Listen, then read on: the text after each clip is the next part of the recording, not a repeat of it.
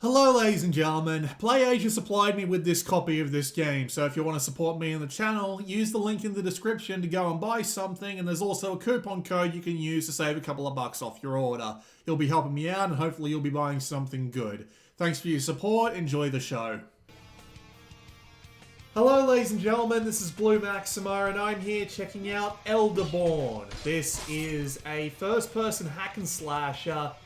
A little bit of Dark Messiah of Might and Magic, a little bit of Dark Souls, a tiny bit of simple RPG mechanics on top, and you've basically got what this game is.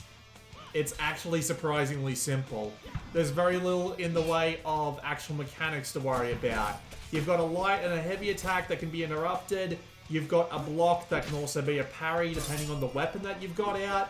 You've got 5 different kinds of weapons. You've got the sword, the spear, the great hammer, the sickles, and the two-handed greatsword.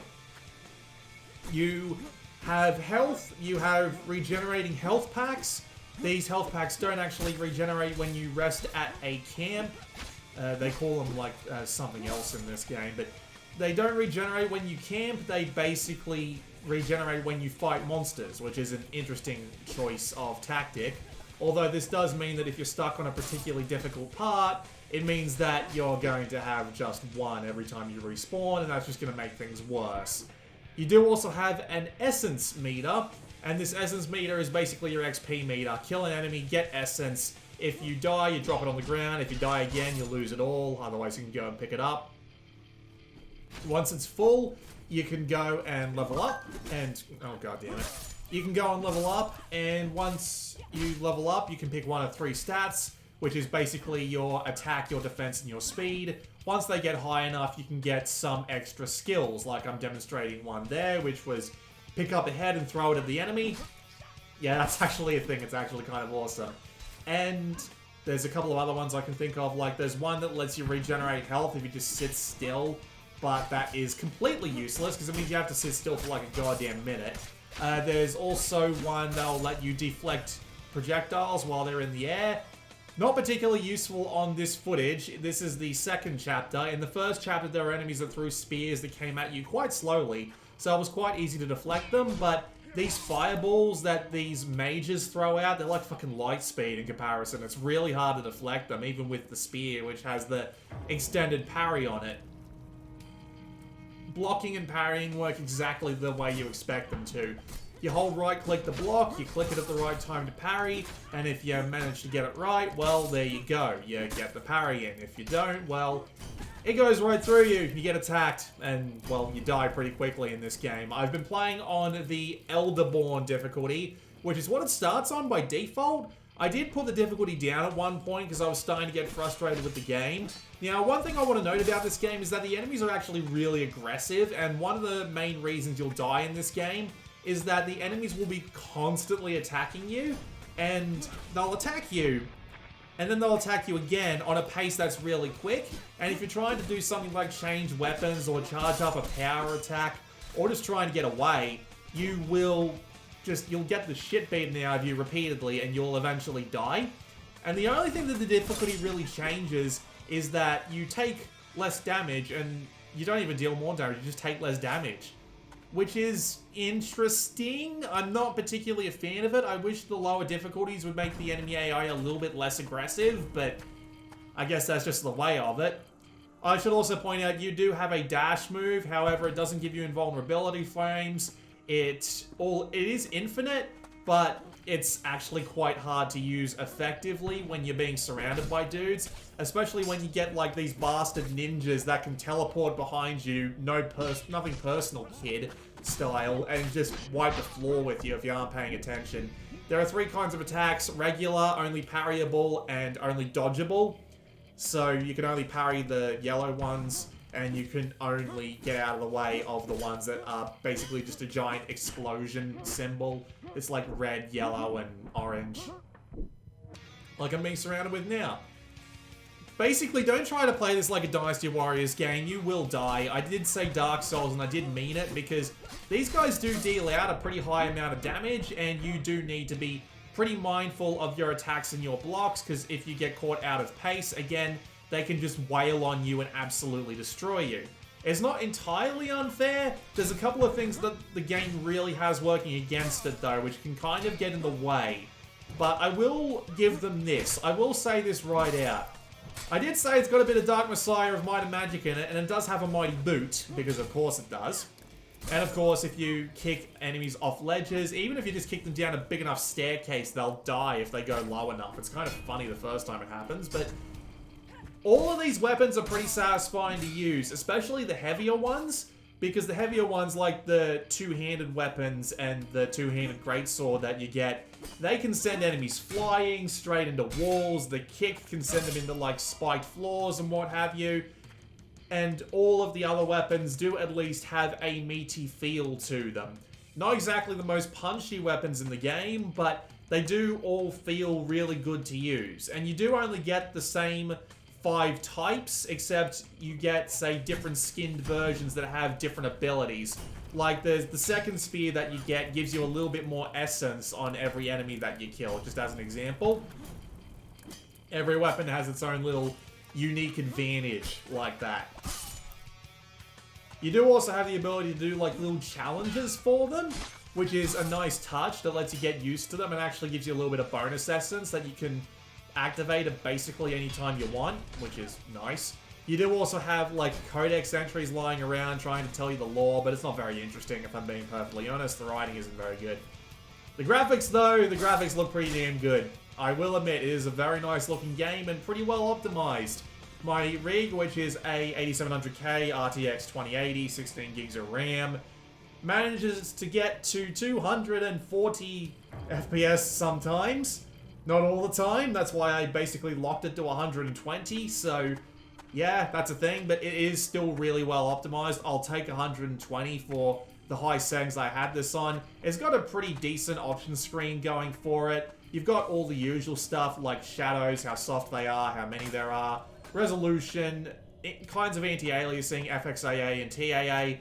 You've got texture quality, just the basics, but it still works. It all works pretty well. This video's also got depth of field, ambient occlusion, and motion blur turned off because they're all ugly as sin. At least I think they are all the time, but they're even worse when it comes to YouTube videos, so whatever. It sounds pretty great too, like the sound effects that like enemies make and stuff like that aren't great. The swords and stuff are hit perfectly fine. The soundtrack just kind of fades into the background though. It is a very generic metal AF soundtrack, which does fit with the theme, which is basically just metal AF. It basically just looks like a album cover of something that you would bang your head to maybe once or twice, but not more than that. Basically, it kind of looks like Dragon Force fell down a hole.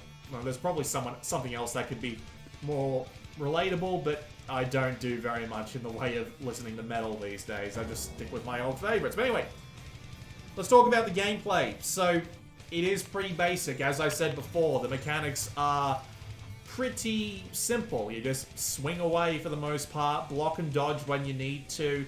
There's no, like, major reliance on stats or all that. The basic improvement to your stats, excuse me, is that you deal extra damage for your attack, you move, you do your animations faster for your speed, and for your life you just get more health. Makes perfect sense. There's very little in the way of other stuff on the outside. You're basically just focusing on 3 things: attacking, dodging, and blocking, which works perfectly fine for me. It's always nice to have a nice thin set of mechanics that they try and exploit to the absolute maximum. Unfortunately, while at a very base level everything works pretty well, there's a few things that just kind of build up on top of each other which really work against this game. And the big one, the major one, the absolutely massive pain in the ass that anyone will be familiar with if they play high-speed action games is input queuing. For those of you who don't know what input queuing is, it's basically when the game decides to remember your inputs while you're in the middle of another animation. So just use an example here. I've got the spear out, right? The spear has a pretty damn long animation for doing a parry. And the spear has to come right back down to your side before you can either put out another attack or do another parry. right? This game will remember that you've right-clicked or left-clicked again to parry your attack while you're in the middle of that animation, and it will immediately execute it as soon as you're out of that animation. This means that if you mess up one parry timing, the enemy will be able to get a hit on you, right? But then, if you accidentally right-click again, thinking, oh, it's about time I parried again, because, you know, you're just kind of reacting to, say, on-screen stimuli. My phone will not shut up. Hang on. Since you're reacting to things like on-screen stimuli, right? You click the button again while you're in the middle of the first animation, and as soon as that ends, you go into another animation, and then that gives the enemy enough time to hit you again. Now, in a properly designed action game that isn't needlessly punishing or frustrating, you'd be able to... That click would just be ignored. The second click would be ignored, and you'd be right just back at a regular neutral spot as soon as the animation is over. But this game queues them up, so if you're dealing with, say, if you're dealing with a couple of enemies at a time and you're trying to effectively parry them, you're or at least once or twice, probably more if you're someone like me who's trying to get that out of his head, once or twice, you will eventually just go into an endless chain of useless parries that will get you killed. And this will happen a lot, and it is immensely frustrating, and I don't see any reason why it has to be in this game in particular, because it just seems unnecessary. You would think with a game that's so focused on getting the timings perfectly right, you'd think they wouldn't worry about the input queuing, you'd think they'd just let it go, but no. For some reason they chose to code that behavior in, and in this game is a real pain in the neck too, because all of your right-click actions, not just parries, but even blocks, are really delayed. Not in the sense that they're slow to come out. The game is actually really responsive on the inputs, at least the first time, but your block animations and your parry animations are all pretty slow, especially for something of this kind of, like, genre. So you find yourself pulling out things like, say, the great axe there or whatever, and the animations to put it up and put it back down are so slow that any kind of input queuing just makes you feel like a retard from time to time, because you're constantly holding it up, and then you're pulling it back down, and then instead of, like, waiting for a proper time, you go, no, I'll put it back up again, oh, I'm dead. And this happens a lot for me personally, and it's really, really hard to get around. I've been trying. I've been making the honest attempt, and it's not massively common, which is almost as big of an issue as it happening all the damn time, because when it's inconsistent, it's even more frustrating. Because imagine if it only happens part of the time. Only part of the time, you'll do your parries perfectly and you'll put them down and you won't immediately go into another one because you clicked the mouse button again based on a reflex you saw on screen, and then sometimes it'll just happen and you'll just get the shit kicked out of you. It makes the game really frustrating, and it also does something to the weapon balance. Now, the weapons are actually, in theory, pretty well balanced, because you've got a regular sword, a great sword, a spear, and a pair of sickles. And they all have their own ranges, they all have their own attack powers, and they all have their own attack speeds. So there is a couple of things that you can, there's a few things that encourage, like, regularly swapping weapons, like, say, getting an enemy with a shield, knocking it away, and then while he's sitting on the ground, pulling out another weapon and then wailing on him with it. Using a weapon on one guy, and then another guy comes in to attack you, so you immediately swap to another weapon to get rid of that other guy, right? Sometimes some weapons are better than others. However, I found that thanks to the fact that you've got input queuing, and thanks to the fact that some weapons have better range than others, especially the spear, I found there's kind of a tier list going on. The sickles, the spear, the sword, and then the greatsword. Because here's the thing. You can parry any attack. It doesn't matter whether it's an attack that comes at you regularly with the yellow thing or with the red thing. Well, except for the red thing. But any normal or yellow attack you can immediately parry.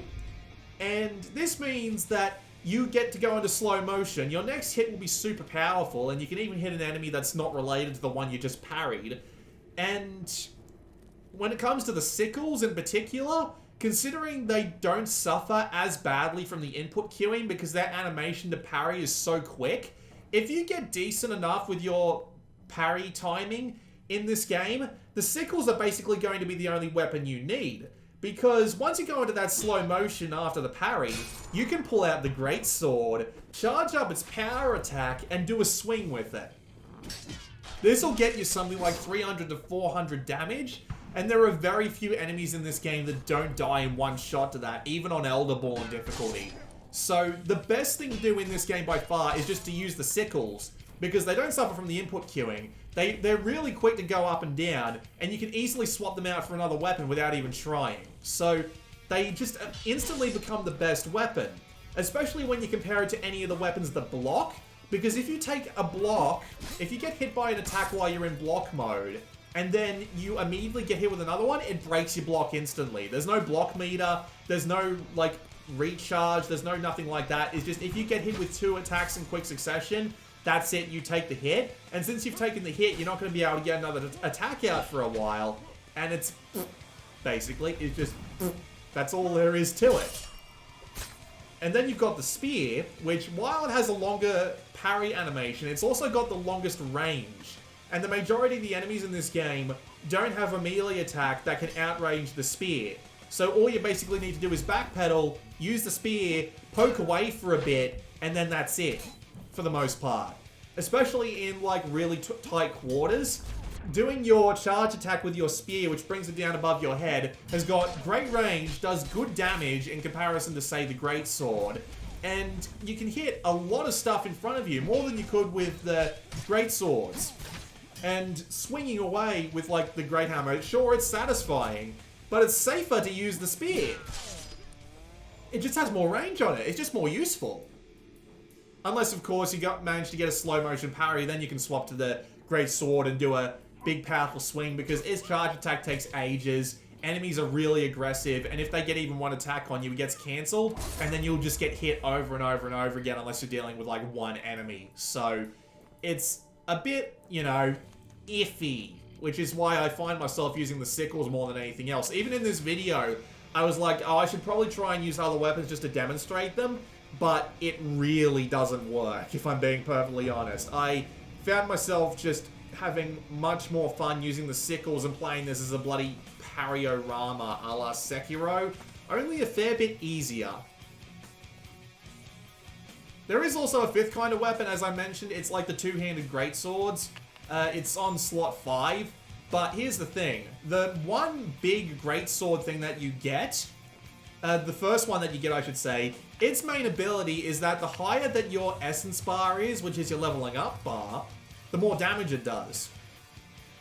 And when you have 0 essence, aka right after you respawn because you failed, it does less damage than the greatsword, and is therefore nowhere near as useful. So I never got it out. I just never had a use for it. I mean, you only get it at the end of Chapter 1, and this is Chapter 2. So it's not like... It's not like it hasn't been around long, but considering how often I've been dying in this game, there's just no point to it. I'd rather pull out the sword they give... the great hammers or whatever that they give you on slot 3. Because I don't see the damn point. Right? So, your basic advice is just use the sickles all the time. It's less affected by the game's bullshit, they're easier to parry with, and you can just pull out another weapon immediately and do tons of extra damage. That seems to be the long and the short of it, so it's not very well balanced. As a result, I found myself just being I got bored, if I'm being honest. I didn't want to use the sickles all the time. They're not a massively impressive weapon. Also, yeah, in the video footage that I'm watching, this might be a little bit off sync, but in the footage that I'm watching, I was just doing a charge attack, and then as soon as the charge attack was done charging up, I was charging in and throwing them down and pulling back. So yeah, it's good for that, because the charge attack on this thing is really damn quick by regular standards. Not to mention, by the way, that these sickles can actually go through enemy shields and do like 70% of the overall damage to them, even if they're blocking, which makes them even more useful. Like, why would I swap to Like the great hammers, for example, which when you do a full charge attack with them can knock them off, can knock them out of their shield, right?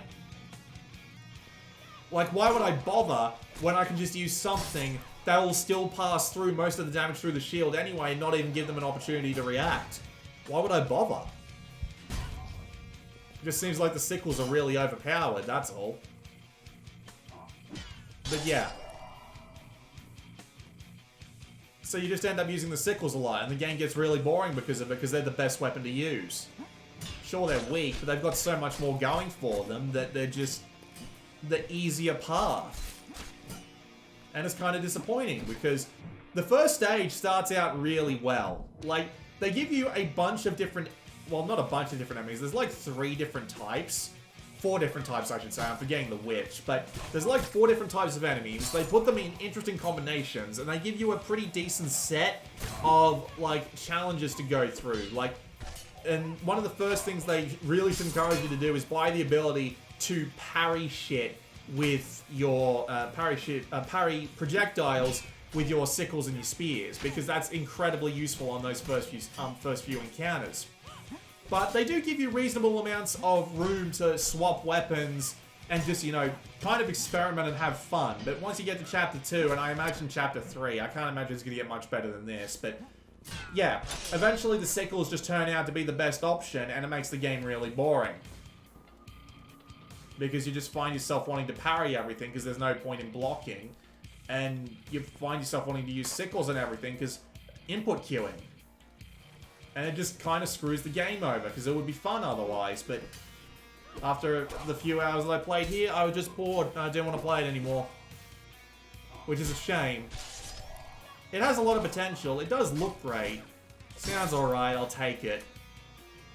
Not much of a story, but the combat itself is really well done on the base level, but it's just balance problems that really send the thing flying out the window. Get rid of the input queuing.